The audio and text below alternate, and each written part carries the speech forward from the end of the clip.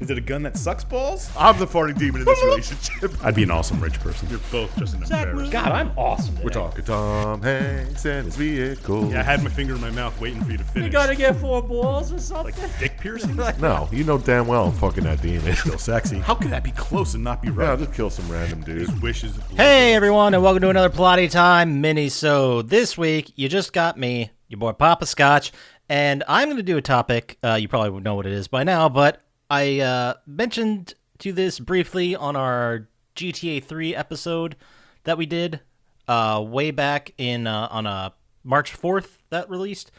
So I wanted to. I was thought about it more, and I don't know how this happened or why it happened, but the Grand Theft Auto series has. It's weird that it's been with me at some of the most developmental times of my life, when I didn't realize it at the time, but there were changes. There were things going on that would affect me and shape who I am for the rest of my life. I'm not saying any of the Grand Theft Auto games did that, but when I think back on where I was and place it to now, and I think about the important things that happened and the moments and the events and the issues and everything that led me to where I am now, a Grand Theft Auto game's always been there. And it's very strange. I don't know if there's a connection here. I don't know if it means anything. I don't really want to spend a whole bunch of time thinking about if it means anything. I just, I found it fascinating. I found it very interesting. So basically what I wanted to do with this minisode is expand on that a little bit, why I feel that way, what the series has meant to me, and hopefully, ultimately my goal is I hope that people who maybe there are parents who don't understand kids, or significant others that don't understand, or family members that just can't connect with the video game playing generation or the video game people. They can't connect to it because they don't understand, and I want to hopefully this could be used not necessarily as an argument, but as a correlation of how something like a video game can end up meaning a lot to a person. And I don't know if there's more to it, maybe not. Maybe I'm just going to bullshit for like 25 minutes and none of it's going to matter. But I don't know. It's just there's a correlation between this, and I want to get into it. So what I want to do is go through the Grand Theft Auto games as I've played them. I haven't played all of them. There was a bunch of mobile ones I haven't played. There's a bunch of like expansion packs I haven't played. There's a bunch of areas I didn't play, but the ones I did play, aside from maybe one, were very big moments in my life, very formative moments, and they've shaped a lot of stuff with me moving forward. So let's just kick it off. Let's start with my experience of playing the Grand Theft Auto games actually goes back all the way to GTA 1. I'm going to date myself here. I'm going to be talking about college and after and my life and my career a little bit, and not really in detail, but I'm going to date myself, and I'm not here to really brag about my video game playing history, which I guess I am a little bit, but the first game I ever played in the Grand Theft Auto series was Grand Theft Auto 1. Now, Grand Theft Auto was originally released, the original game was October 21st, 1997, and it was released for PC and MS-DOS, great. But it would later, in December that year, be released for PlayStation, and this was my first experience with it. I know that it wasn't right there in 1997. It had to be some point in 1998, which I'll fill in a little bit more. But the only reason I ever saw it, the only reason I got my hand on it, is because I went to our local video store, I believe, and I could be wrong, I think it was Premiere Video. And they were going out of business because Blockbuster had run them out of town. You know, fuck Blockbuster, like we always say. Their business was not good enough, they closed. So when they were closing, they just sold all of their inventory of all their videos and video games. And I got there like the day they announced it, or very soon. It was very depressing because the guy, it was like his business he was trying to run. And his father had another successful business in that town that was going great. And I guess he wanted to do his own thing, and it ended up failing, which, sorry, bro, but it did. So I ended up buying Grand Theft Auto for, like, I think it was really cheap. It was like $10 or $12.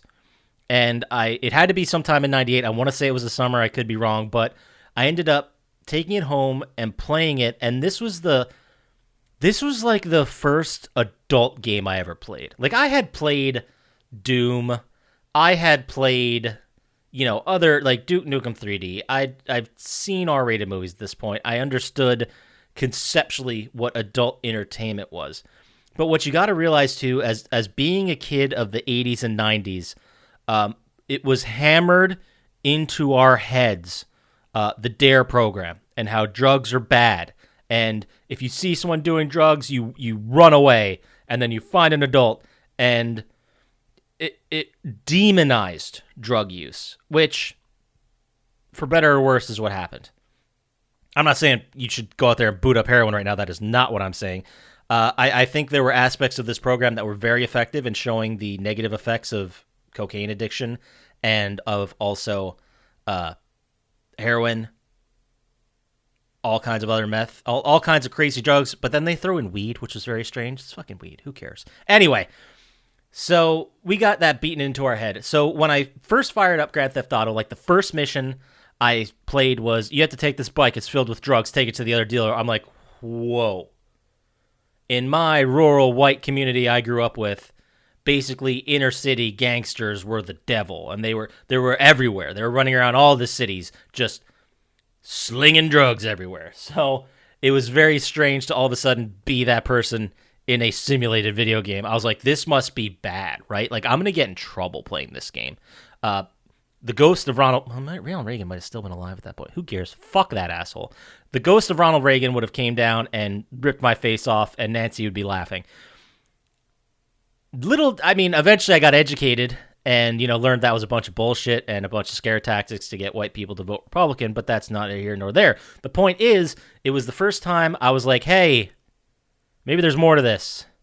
I didn't really think that at the time. I'm not saying I was a super introspective teenager. I was an asshole. We all were. But looking back, it was like, there's other entertainment out here. Yes, Grand Theft Auto, even back in those days, the first top-down levels was like, it was ridiculous. It was cartoony. It was basically making fun of something that I thought was so serious and completely devoid of humor. And I got that something was going on here. I didn't really understand it. But moving on, looking back, I'm much more retrospective of it, but at the time I didn't see any of that. At the time I played the game, I was blown away by how in-your-face and real-life city street U.S. stuff it was all about, but in reality, it was a silly top-down shooter that I remember being extremely difficult, and I could barely play, and I ended up maybe putting 6 to 10 hours in it because it was so hard.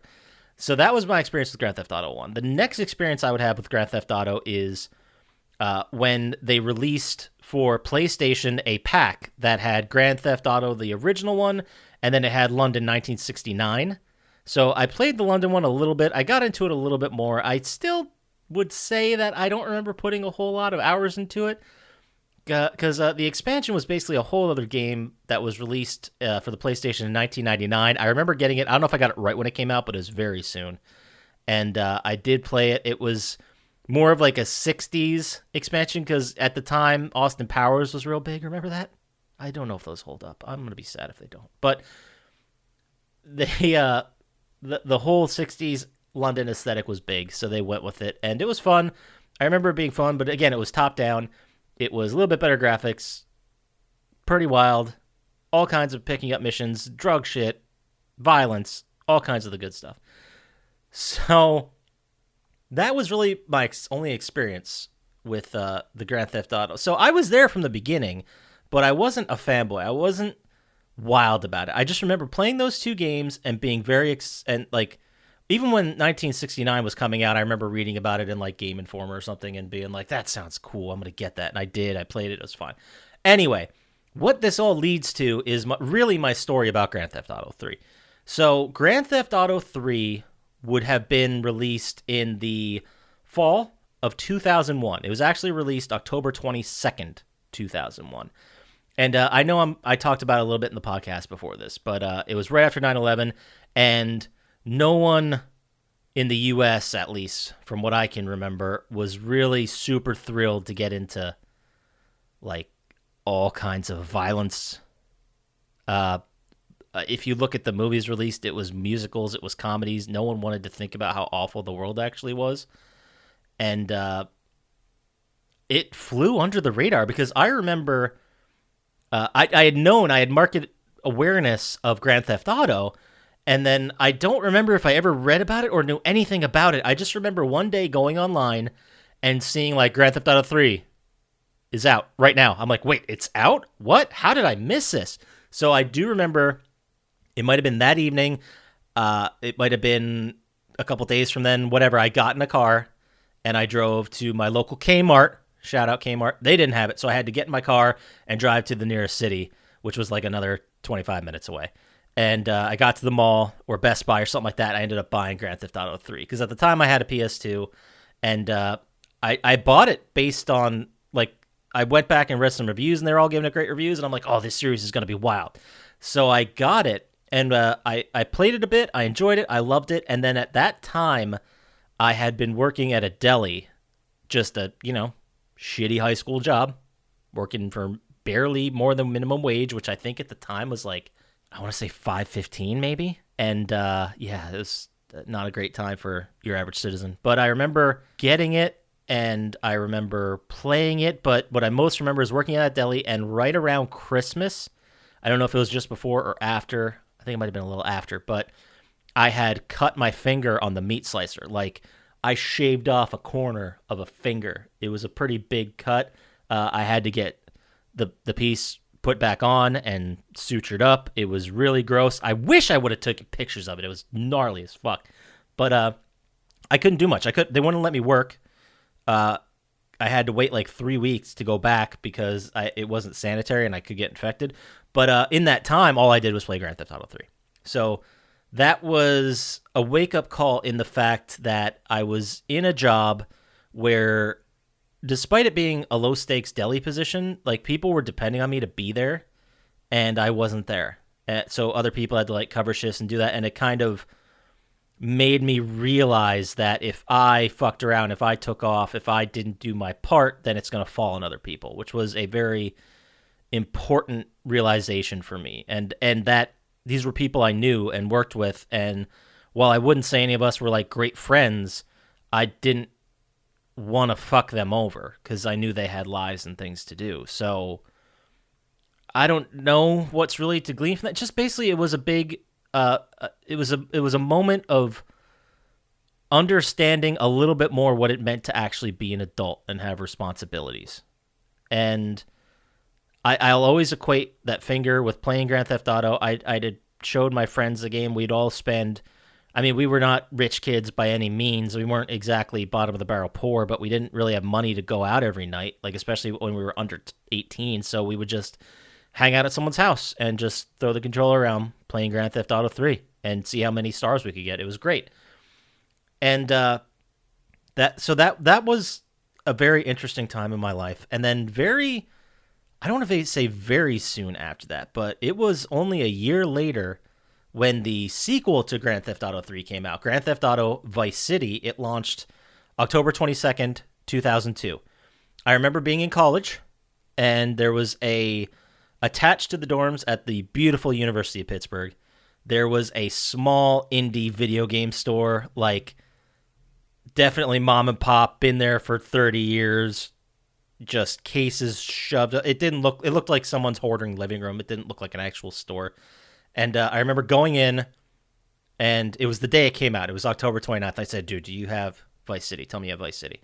And he looks at me, and the guy's like, look, I have money, like, for that. Like, people have put down money, and they have a pre-order. And then there was, like, a beat, and he's like, but you're here with money to pay for one, so I'm going to sell one to you. I'm like, fuck yeah. So I think because of his proximity to the university, a lot of people would set the pre-orders and just forget about them or not have the money to go buy it, so they just sit there. And I think, honestly, the guy was just a little fucking pissed about that, so he sold me one.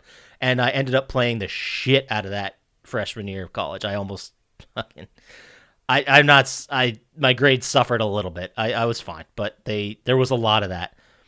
And freshman year of college, that was a big year. That was first year being outside of my small little town, living in a city, navigating through all these different like social spheres. I didn't really understand how to navigate. I figured I'd get to college and I'd just find my people, and that didn't happen. Like, I don't know if that happened the whole 4 years. Like, I made friends and people I liked and enjoyed, but I never felt connections to other people like I did to the people I grew up with. Later in my life, I would, sure, but like this idea that you go to college, you meet your people, you live the dream, you find out who you are, that didn't really happen like that for me. I didn't really grow up until after college. There was definitely some important things I picked up in college for sure, like how to run a home, how to care about other people and be a good person. I learned in college, and just be like grow up a little bit. But so that Vice City is always going to be part of that very important freshman year of college. Now, Grand Theft Auto San Andreas, I'm having a hard time placing this. The game was released October 26th, 2004. It would have been 2 years later.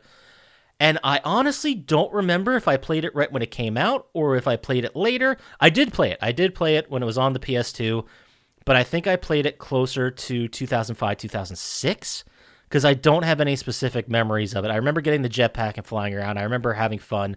I remember being in the desert and some of the missions and like being on Grove Street. I remember a lot of it, but I don't have any important life. I guess it was just played it in between papers I wrote at college, I guess. There was years, I'd say like my senior year in college, which would have been 05, 06, and then up until probably Grand Theft Auto 4 came out, I barely played any video games, really. Barely.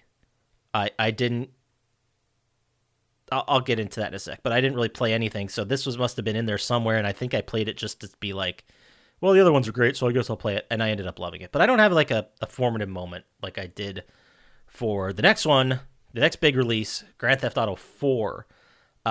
This was a weird time for America. The recession of 2007, 2008 happened, and there was a point where President Obama at the time just gave everyone a $600 stimulus check just to get the economy going again. Devoid of any politics of if that was a good idea or not. The fact of the matter was that I was an adult. I was out working a really, really shitty job at a really, really shitty place that will both go unnamed because that's where my future career came from. But I didn't see that at the time. So I got my check, and I remember going to... I'm sorry, it didn't come out December 2008. It came out April 29th, 2008. So right around May, I think, I had $600, which meant, you know what? Grand Theft Auto, a lot of great memories, a lot of good moments. I'm going to go to the store. I'm going to buy a PS3. Because the PS3, if you remember, had come out November 2006, and it was prohibitively expensive. It was like $600 out the gate, and I'm like, I can't afford that. I'm right out of college that time in the fall of 2006. I'm barely starting a job. I don't know what I'm going to do. The only thing I wanted to do was get a part-time job or something I could do during the day and then shoot my zombie movie at night, which I ended up doing, and the zombie movie was not good, and no one's ever going to see that. You're welcome. So, man, I did that. In that time, I was working full-time, like as a real person in a real job. It was a bad company. They paid shit, but that stimulus check, man, that was enough to get me my PlayStation 3. So I bought the PS3. I bought Grand Theft Auto. I'm ready to play it day one. And I also remember being like, oh, wait, my system has to update? I got to connect it to the internet? All right, fine. And I did, and then it updated. Then I put in Grand Theft Auto, and I'm like, you got to download a 10 gig patch? What was this what games are now? And little did I know, yeah, that's exactly what games are now. That's what they will be for a while.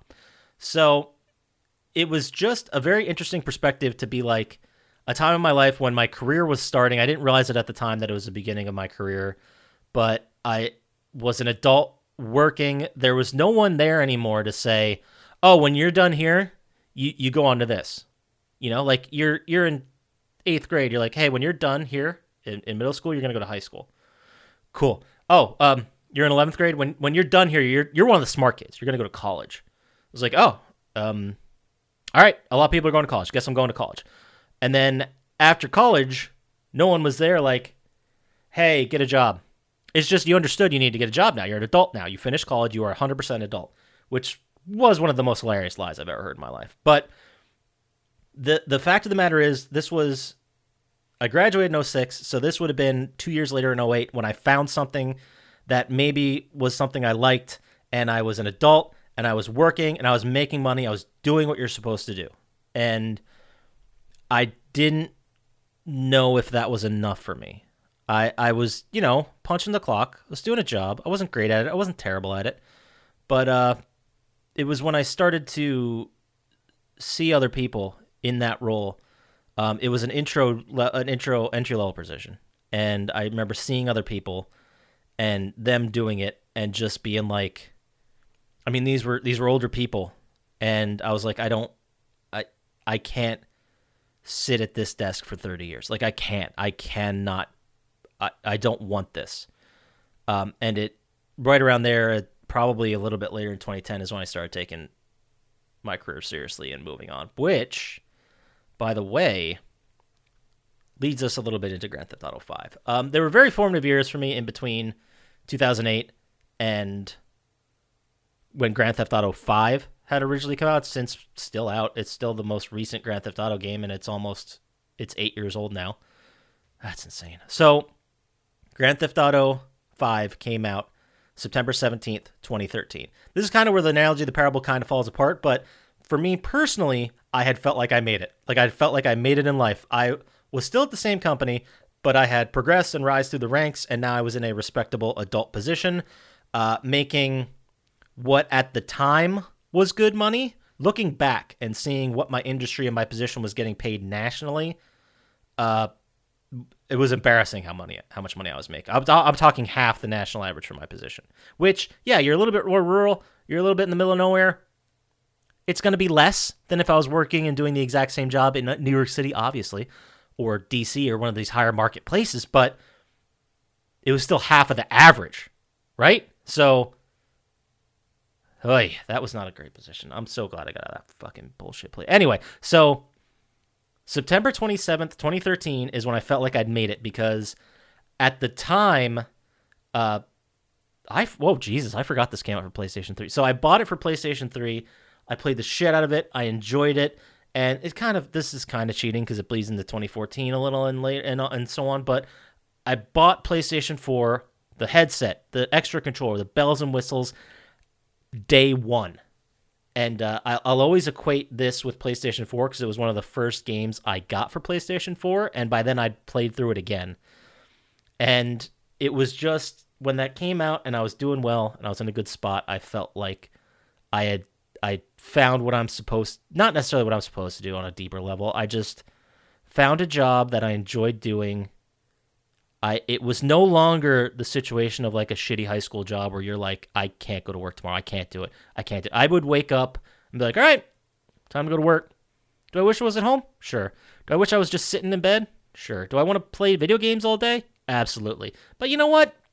As far as jobs go, as far as my situation goes, a lot of people have it a lot worse. This is not bad. And that's when I found out and grew up to the point where I was like, you know what? You can be fulfilled with your job. It's not always a burden.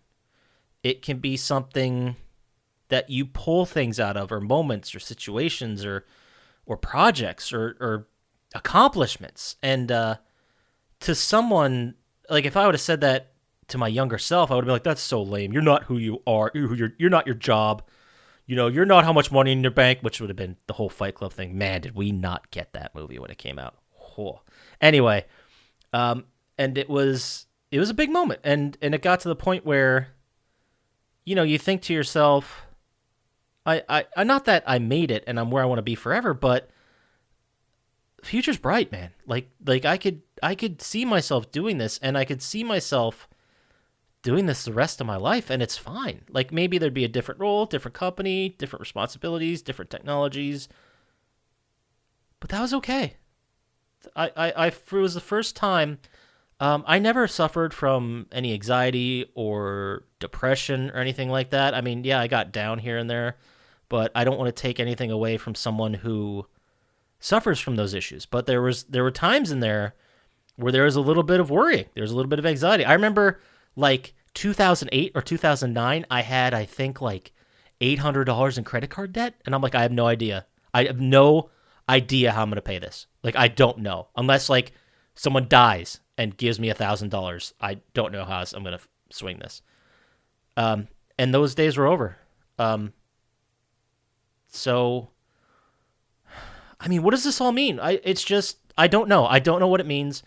I just saw that, like I said, it's just weird how this series has been with me for all of the important moments of my life. It wasn't there when I was a kid, so I don't have those rose-tinted glasses. I realized that Grand Theft Auto 1's not the best game that ever existed.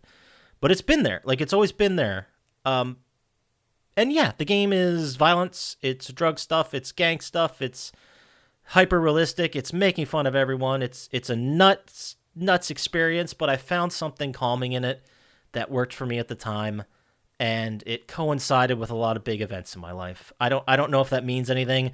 I hope that this will show people who maybe aren't into games or don't understand how someone can become so attached to a property or a game or a movie, and it's because of that. It's because it was there when I needed it, and I didn't know I needed it. I didn't know how much it was going to matter at the time, but it did, and it ended up doing it, and because of this, I'm going to buy every Grand Theft Auto game for the rest of my life. I mean, I don't know what's going to happen when Grand Theft Auto 6 finally comes out, and I don't know where I'm going to be at in my life. Maybe by then I'll be able to afford my own home. Maybe I'll start a fam. I don't know. I don't know what's going to happen, but I look forward to it. So that's it. That's my story about Grand Theft Auto. I hope you guys liked it. If you want to hear more of these situations where I talk about other series, I don't know if any of them are going to hit like they did with this, but maybe I can, do some introspection, talk about it for a little bit. If you want to hear more, send us an email, plottytime@gmail.com, name of the podcast @gmail.com, If you want to get to us faster on the socials, at plottytime on Instagram and Twitter. And if you, want to help us out a lot, go to YouTube, stream the stuff there, like and subscribe. It really, really helps us out. So that does it for me today. Get out there, play some games. I'll talk to you later. Peace.